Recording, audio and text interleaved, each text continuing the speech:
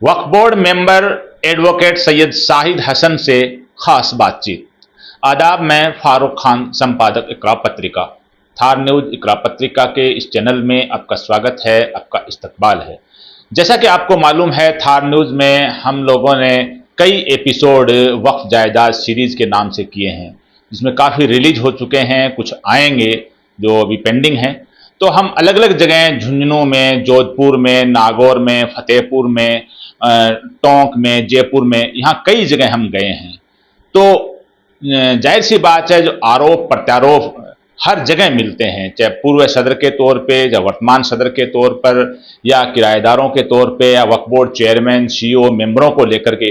यानी वक्फ में एक बात स्पष्ट है कि जहां भी जाओ वहां एक दूसरे पे आरोप मिलते हैं। आरोपों की सच्चाई क्या है, आरोप लगाने वाले जाने, या वक्फ बोर्ड के जिम्मेदार जो इसकी जांच पड़ताल करते हैं अपनी मीटिंगों में, वो जाने। लेकिन इन्हीं आरोपों के साथ में जो सबसे बड़ी चीज, हम टोंक में गए थे, वहां भी ऐसे सवाल आए थे। तो एडवोकेट शाहिद हसन साहब से हमने पहले भी कई इंटरव्यू किए हैं वक्फ से मुतालिक। और इंट्रोडक्शन के तौर पे हम बता देना चाहते हैं कि शाहिद साहब के जो वालिद साहब हैं, जस्टिस फारूक हसन साहब मरहूम, वो वक्फ बोर्ड के चेयरमैन रहे हैं और राजस्थान गवर्नमेंट में मिनिस्टर भी रहे हैं, सवाई माधोपुर से विधायक। और इनके जो बड़े पापा एडवोकेट आबिद साहब, जो वक्फ बोर्ड राजस्थान के पहले पहले चेयरमैन आबिद साहब रहे हैं। तो शाहिद साहब के फैमिली में दो लोग, यानी आबिद साहब और फारूक हसन साहब, यानी इनके वालिद साहब, उनके ताया, दोनों वक्फ बोर्ड के चेयरमैन रहे हैं। और उसी फैमिली से हैं शाहिद साहब, जो वक्फ जायदाद के लिए कोशिश करते हैं बोर्ड की मीटिंगों में भी और बाहर भी। लेकिन जाहिर सी बात है कि वक्फ बोर्ड का जो ढांचा है, वक्फ बोर्ड की मीटिंगें हैं, चाहे बोर्ड चेयरमैन हो, सीईओ हो, वक्फ बोर्ड के दीगर मेंबर हों, या वक्फ कमेटी के सदर सेक्रेटरी हों, मुतवल्ली हों, वहाँ जितनी चलती है उतनी चलाने की कोशिश करते हैं। एक डेमोक्रेटिक सेटअप है जिसमें अकेले आदमी की ज़्यादा कोई बात होती नहीं है, फिर भी ये कोशिश करते रहते हैं। तो इनसे हम जानना चाहेंगे कि वक्फ से मुतालिक जहाँ जहाँ हम गए हैं, जो आरोप लगे हैं, जो कमेटियां बनाने के नाम पर लेकर के, जो किराएदारी के नाम पर लेकर के, जो सिंघाना का प्रकरण हो, चाहे झुंझुनू की दरगाह कमरुद्दीन शाह साहब का मामला हो, चाहे नागौर की सूफी साहब की दरगाह का मामला हो, चाहे जो अहमद अली शाह बाबा की दरगाह का मामला हो, या टोंक की वक्फ जायदाद के मामले हों, या जयपुर शहर के मामले हों, नवाब कल्लम साहब का, या कप्तान फैज मोहम्मद साहब का, यानी तमाम जायदाद के कहीं के भी मामले हों जहां आरोप और प्रत्यारोप लगते हैं, तो उसके बारे में जानना चाहेंगे कि शाहिद साहब, ये जो वक्फ बोर्ड पे आपने एपिसोड हमारे देखे होंगे, जो हर जगह एक आरोप लगता है कि साहब फला भी खराब है, फला भी खराब है, ये क्या वजह है? वक्फ बोर्ड पे क्यों लग रहे हैं ऐसे आरोप? ये बहुत बहुत शुक्रिया फारूक साहब कि आप जो है वफ़ के हालात के जानने के लिए आप मेरे पास हाजिर हुए हैं। और ये भी बहुत अच्छी बात है कि वफ़ के हालात पे आप पूरे राजस्थान में दौरा कर रहे हैं, और वफ़ के क्या हालात हैं, क्या वक़्त में चल रहा है, इस पे भी आप लोग गौर फिक्र कर रहे हैं और लोगों के इंटरव्यू ले रहे हैं, और आपके एपिसोड इस पे आए हैं।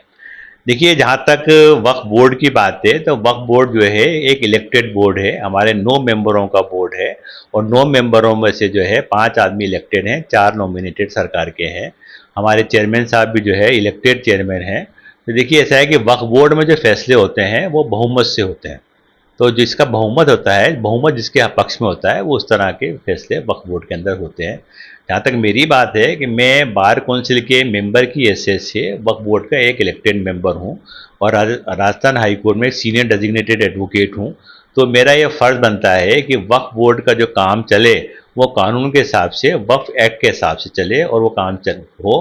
तो देखिए, जब भी वक्फ बोर्ड की मीटिंग होती है, मैं अपनी बात रखता हूँ, अपनी अपनी राय रखता हूँ, और ये बात बताता हूँ कि अब ये कौन सा काम गलत है, कौन सा सही है, क्या करना है, क्या नहीं करना। बाकी ये बात अलग है कि मेरी बात को वक्फ बोर्ड में मानी जाती है, नहीं मानी जाती है, क्योंकि जैसे मैंने आपको कहा कि फैसले जो है बहुमत से होते हैं। तो देखिए, ऐसा है कि ये सब चीज़ें हैं, वक्फ बोर्ड का काम चल रहा है। लेकिन देखिए, ऐसा है कि मेरा 3.5 साल का टेन्योर जो है इस वक्फ बोर्ड में अभी तक हो चुका है। लेकिन वक्फ बोर्ड की जो हालत है वो इतनी अच्छी नहीं है। मैं वक्फ बोर्ड की हालत से संतुष्ट बिल्कुल भी नहीं हूँ। देखिए, ऐसा है कि वक्फ बोर्ड का जो काम है, हमारा जो बेसिक वर्क वेलफेयर का जो काम है, वो वेलफेयर का काम हम नहीं कर पा रहे। वेलफेयर का काम के लिए क्या बार बार ये बात आती है कि साहब वक्फ बोर्ड में तो पैसा नहीं है, वक्फ बोर्ड के एम्प्लॉयज़ को देने के लिए तनख्वाह ही नहीं है, तो हम वेलफेयर का काम क्या करेंगे। देखिए ऐसा है कि वक्फ बोर्ड का काम ये है कि वक्फ प्रॉपर्टी से इनकम जनरेट करना, इनकम जनरेट करने के बाद में उस इनकम को पब्लिक के वेलफेयर के लिए, मुसलमानों के वेलफेयर के लिए खर्च करना। तो उस काम के लिए, उस काम में हम पीछे हैं। वो उस काम के लिए मैं जो है वक्फ बोर्ड के कामकाज से संतुष्ट नहीं हूँ। देखिए ऐसा है कि, लेकिन ये है कि देखिए ऐसा है कि इनकम की बात ये करते हैं, इनकम किस तरह से जनरेट हो, किस तरह से इनकम बढ़े, ये वक्फ बोर्ड में गौर फिक्र करने की बात है कि आज वक्फ प्रॉपर्टी जो है वो ओपन जहाँ पड़ी है, उनको डेवलप कर रहे हैं, उनको डेवलप करके उसको किराए पे उठाएं या उसको जो है डेवलप करके उसकी इनकम जनरेट करें, ये चीज़ करने, और उस इनकम जनरेट करने के बाद में उस इनकम से वेलफेयर करें। ऐसा वैसा मेरा मानना है। अच्छा, वकील साहब, आप सीनियर एडवोकेट हैं, राजस्थान हाई कोर्ट में बार काउंसिल राजस्थान के चेयरमैन रहे, अभी मेंबर हैं, और आप ऐसे घराने से आपकी पैदाइशी ताल्लुक है जो जहाँ से दो दो चेयरमैन रहे हैं और वक्त की बड़ी खिदमत की, और आपसे लोगों को बड़ी उम्मीद थी कि आप वक्फ बोर्ड मेंबर आएंगे बन करके तो हो सकता है कि जो वक्फ जायदाद खुर्द-बुर्द हो रही हैं उसमें एक बड़ा बैरियर बनेंगे, रोकने की कोशिश करेंगे। आपने बताया 3.5 साल पूरे हो गए और आप अपने बोर्ड से, अपने इन साथियों के कामकाज से संतुष्ट भी नहीं है कि जो होना चाहिए था बोर्ड में वैसा नहीं हुआ। तो इसके लिए आप पर्सनली क्या कर सकते हैं कि जो 1.5 साल का आपका कार्यकाल बचा है, क्योंकि बड़ी उम्मीदें थी लोगों को, और खास सोच से आपके वालिद साहब, आपके बड़े पापा के ताल्लुक से कि उन्होंने जो वक्त की खिदमत की, आप कुछ करेंगे, तो आप पर्सनली क्या कर सकते हैं कि जब लोग सपोर्ट नहीं करें तो भी आप कुछ करना चाहें तो? देखिए ऐसा है कि जहाँ तक मेरा सवाल है कि मैं तो वक्फ बोर्ड के अंदर अपनी एक लीगल ओपिनियन, एक कानूनी राय जो होती है वो रखता हूँ कि साहब ये चीज़ गलत है, ये चीज़ सही है, इस तरह से करना चाहिए। लेकिन देखिए ऐसा है कि ये सबसे बड़ी बात जो है वो वक्फ बोर्ड में वक्फ कमेटियाँ बनाने पे है। वक्फ कमेटियाँ जो है वो बना के, अभी अभी 3 साल पहले वक्फ कमेटियाँ बनी थी, वो कमेटियाँ अभी भी काम कर रही हैं। हालांकि उन कमेटियों का कार्यकाल सिर्फ 11 महीने का था, कार्यकाल खत्म हो चुका है, लेकिन वो वक्फ कमेटियाँ अभी भी काम कर रही हैं।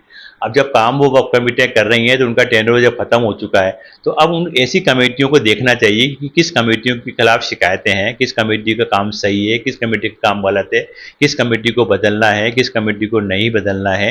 ये सारी चीज़ें जो है वक्फ बोर्ड के स्तर पर होती हैं। वक्फ बोर्ड के स्तर पर इसकी एक जाँच होना चाहिए, इसकी एक स्क्रूटनी होना चाहिए। स्क्रूटनी होने के बाद में जो है ये कमेटी बनना चाहिए। मैं, देखिए ऐसा है कि मैं हमेशा अपनी ये बात कहता हूँ कि आप कोई कमेटी बना रहे हो तो लोकल लोगों की कमेटी बनाओ, लोकल मकामी लोगों की कमेटी बनाइए, और मकामी लोगों में भी उनकी कमेटी बनाइए जो स्वच्छ छवि के लोग हैं, अच्छी अच्छी इमेज के लोग हैं, उनको कमेटी में आप रखिए। और उनको कमेटी, वो मैं ये कहता हूँ कि आप वक्फ माफियाओं से बचिए। ऐसा है कि आजकल जो है ज़्यादातर मामलों में ऐसा आ रहा है कि जो है लोगों ने वक्फ प्रॉपर्टी पे कब्जे कर रखे हैं, वो खाली नहीं कर रहे, या उनको सबलेट कर रखा है, या उनको जो है किसी और को सबलेट कर रखा है, या इसी तरह से जो है आजकल ये लोग ये सोचते हैं कि वक्फ प्रॉपर्टी, जैसे अब पहले होता था कि वक्फ प्रॉपर्टी एक अल्लाह की प्रॉपर्टी है, अल्लाह की प्रॉपर्टी है, आप ईमानदारी से उसमें काम करें। लेकिन वो जो चीज़ जो है वो नहीं हो पा रही। जो आप बता रहे हैं, जो कमेटियां जैसे 3 साल हो गए या जिनको जांच करनी चाहिए, बदलनी चाहिए, कई कमेटियां मुतवल्ली जो 15-15, 20-20 साल से भी जो वक्फ जायदाद में काम कर रहे हैं, उनके बारे में इल्ज़ाम भी वक्फ बोर्ड में बार बार लगे हैं कि साहब वो सही काम नहीं कर रहे हैं, उनको हटाने की कोई कोशिश नहीं हुई। कुछ को इल्ज़ाम लगा के हटा दिया गया, फिर कुछ महीने बाद उन्हीं को रिपीट कर दिया गया। हाँ, देखिए जैसे मुझे आपने बताया कि जैसे ऐसा है कि कपासन की कमेटी थी, कपासन की कमेटी के खिलाफ सीईओ ने जांच करी, जांच करने के बाद उनको जांच में उन्होंने दोषी पाया कि साहब ये कमेटी जो है ये अनियमितताओं की दोषी है, अनियमितताएं इन्होंने कमेटी ने की है कुछ मामलों के अंदर, कंस्ट्रक्शन के अंदर और चीज़ों के अंदर। लेकिन मुझे ताज्जुब हुआ कि उसी कमेटी को दोबारा रिपीट कर दिया गया। अब ये रिपीट क्यों किया गया? देखिए ऐसा है कि वो वक्फ बोर्ड की मीटिंग तो हुई नहीं, एक सर्कुलेशन नोट चलाया गया था, कमेटी चूँकि उर्स आ रहे हैं, उर्स का काम टाइम है, कमेटी नहीं है वहाँ पे, इसलिए जब तक उर्स चले जब तक कमेटियाँ बना देते हैं। लेकिन बाद में पता लगा कि साहब वही कमेटी बना दी गई। तो क्या है कि ऐसी बातों से जो आरोप लग रहे हैं, तो ऐसी बातों से वक्फ बोर्ड को बचना चाहिए। एक चीज़ ये भी, जो आप तो बोर्ड के अंदर बैठते हैं, कैबिनेट मीटिंग होती है तो कभी नहीं होता है कि साहब मिनट्स बदल गए। वक्फ बोर्ड की मीटिंग जब भी होती है तो इल्जाम लगते हैं साहब हमने कहा कुछ ही था, लिखा कुछ ही था, तय कुछ ही हुआ, मिनट्स बदल दिए गए। ये क्या हो रहा है? देखिए ऐसा है कि वक्फ बोर्ड की जब मीटिंग होती है तो वक्फ बोर्ड जो है वो सीईओ जो है उस मीटिंग को कंडक्ट करता है चेयरमैन साहब की इजाज़त से। वक्फ बोर्ड एक एजेंडा जो है वो बोर्ड की मीटिंग के सामने रखा जाता है और सीईओ जो है वो मिनट्स को लिखता है। वक्फ बोर्ड के कुछ एम्प्लॉय भी वहाँ रहते हैं जो मिनट्स को लिखते हैं। तो जो फैसले हुए हैं उनको सही सही लिखना चाहिए। अब क्या होता है कि मिनट्स तो उसी टाइम तो लिखे नहीं जाते, मिनट्स बाद में लिखे जाते हैं।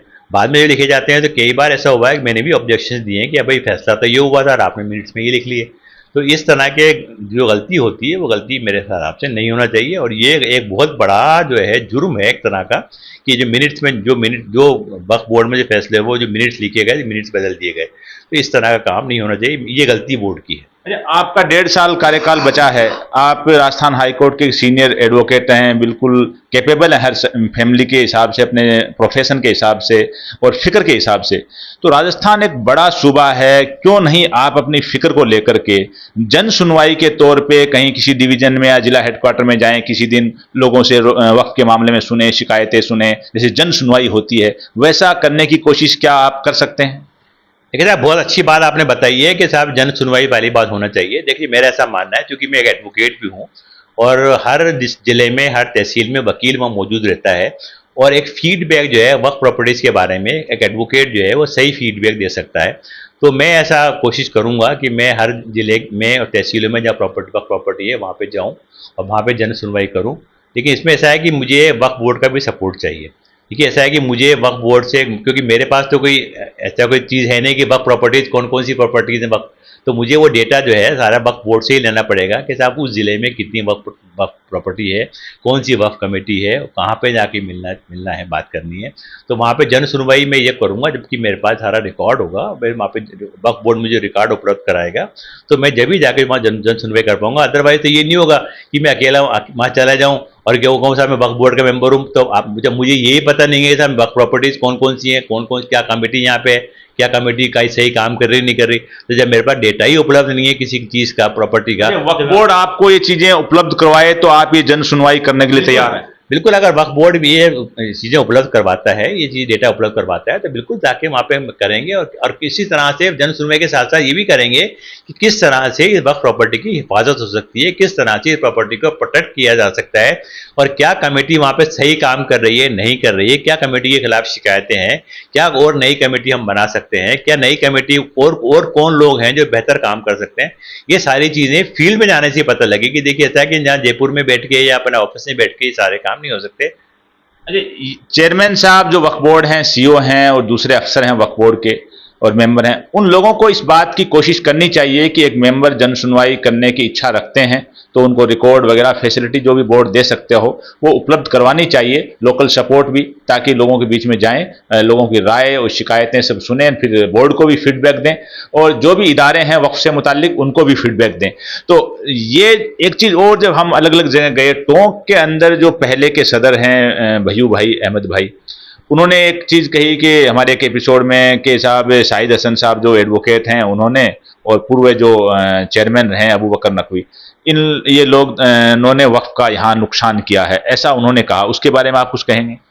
देखिए ऐसा है कि जहाँ तक अबू बकर नकवी की बात है, अबू बकर नकवी मेरी कोई रिश्तेदारी में नहीं है। हाँ, वो मालपुरा के रहने वाले हैं और हम लोग भी, हमारे आबाई वतन मालपुरा था लेकिन हम लोग सवाई माधोपुर शिफ्ट हो गए थे, तो ना तो अबू बकर से मेरी कोई रिश्तेदारी है, न मेरी कोई जान पहचान है। अबू बकर नकवी मुस्लिम राष्ट्रीय मंच में रहे हैं, मेरा कोई मुस्लिम राष्ट्रीय मंच से और RSS से कोई दूर दूर का भी वास्ता नहीं है।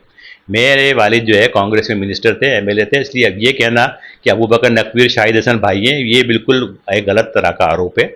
जहाँ तक एक आज आपके एपिसोड में मैंने देखा कि उन्होंने ये एक आरोप लगाया कि साहब 600-700 वकीलों को वक्फ बोर्ड में लगा दिया। ये आरोप बिल्कुल गलत है, बिल्कुल बेबुनियाद है, बेसिरे का है। ये वो लोग हैं जो वक्फ के माफिया लोग थे और जो वक्फ प्रॉपर्टी पे काबिज थे, जिन लोगों ने वक्फ प्रॉपर्टी के पेपर जो है आज तक भी जमा नहीं कराए, नई कमेटी को पेपर्स भी नहीं दिए, ना रिकॉर्ड दिया, ना पैसा दिया, और वो जो है ये चाहते हैं कि वक्फ पे हम काबिज रहें। और ऐसे लोग जो है, ऐसे लोगों को आरोप लगाना बेबुनियाद है। आज मेरे खिलाफ कोई आरोप लगा के देखे, आज मेरे खिलाफ कोई कह के देखे कि मैंने किसी की चाय भी पिए गया वक्फ बोर्ड के अंदर, तो आप ये जो है मेरे एक स्वच्छ छवि का मैं आदमी हूँ, स्वच्छ छवि के ऊपर इस तरह के आरोप लगाना बिल्कुल गलत है। अब मेरे को आपके पास कुछ भी इल्ज़ाम नहीं मिला तो आपने ये कह दिया वकीलों को कमेटी में ले लिया। अरे वकीलों को, वकील तो वो आदमी होता है कि जो कि गलत काम करने से रोकता है। मैंने वक्फ बोर्ड की जो पहली मीटिंग हुई थी उसमें मैंने प्रस्ताव रखा था कि अगर वक्फ कमेटीज़ के अंदर जो ऊपर बनाते हैं उसमें 1 या 2 वकील अगर उस कमेटी में आ जाएं तो वकील के रहने से एक तो क्या है कि कमेटी में वक्फ प्रॉपर्टी को गलत काम नहीं होगा, और एक वकील जो है बोर्ड आदमी होता है, वकील जो है समाज के अंदर रहता है, वकील को अगर वो रहेगा तो किसी से मिलना जुलना है, बात करनी है, कोर्ट में केस करना है, राय मशवरा करना है, तो वकील इसकी राय दे सकता है। इसलिए मेरा प्रपोजल ये था कि एक वकील को कमेटी में रखा जाए।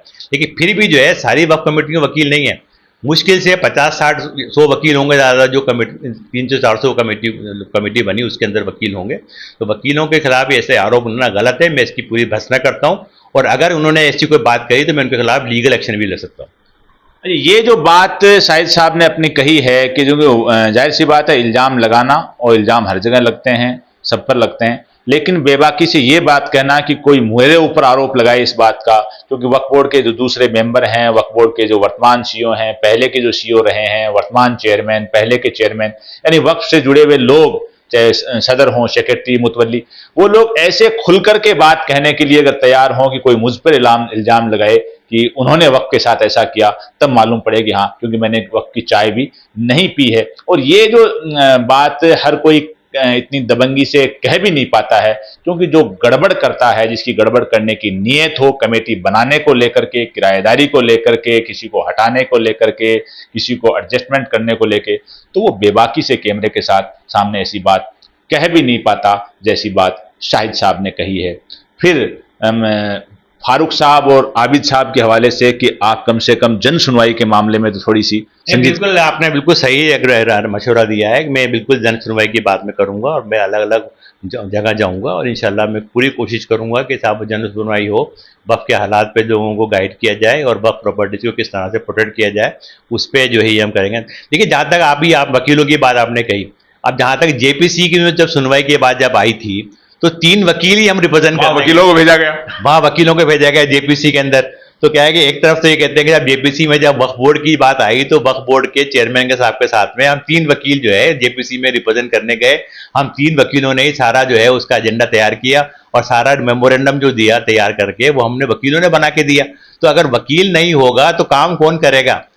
इस तरह से वकीलों के खिलाफ आरोप लगाना बहुत गलत है। वकील इस तरह की बात करना, वकील तो सारे काम करता है, एक तरफ तो वकील काम कर रहा है, वकीलों पर आप आरोप लगा रहे हो, ये बिल्कुल गलत बात है। काम करने वालों का सपोर्ट भी होना चाहिए, चाहे वो वकील हो या जो दूसरा काम करने वाला हो। वकील भी समाज का पार्ट होता है और वकील बने उसी कोटे से। शाहिद साहब भी वक्फ बोर्ड में मेंबर हैं कि वकील कोटा मानो या बार काउंसिल का कोटा मानो, उसी से हैं, तो कमेटी में भी वकील होने चाहिए, क्योंकि वो भी समाज से ताल्लुक़ रखते हैं, जो वक्फ से मुतालिक जानते हैं, कानून से मुतालिक जो चीज़ें जानते हैं, फ़िक्र रखते हैं। आज के इस एपिसोड में बस इतना ही। जय हिंद, जय भारत।